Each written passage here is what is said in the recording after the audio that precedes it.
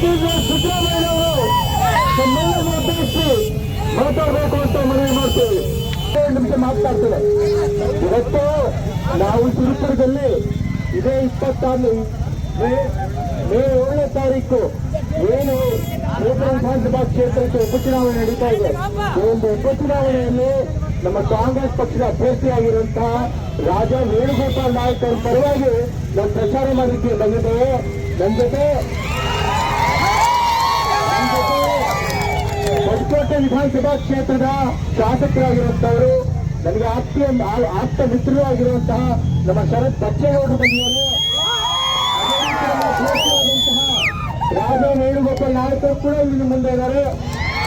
ಎಲ್ಲರೂ ಕೂಡ ನಮಸ್ಕಾರಗಳನ್ನು ತಿಳಿಸ್ತಾ, ಮತ್ತೆಲ್ಲದಕ್ಕಿಂತ ಹೆಚ್ಚಾಗಿ ಇವತ್ತು ಈ ಒಂದು ಕಾರ್ಯಕ್ರಮದಲ್ಲಿ ಭಾಗಿಯಾಗಿರುವಂತಹ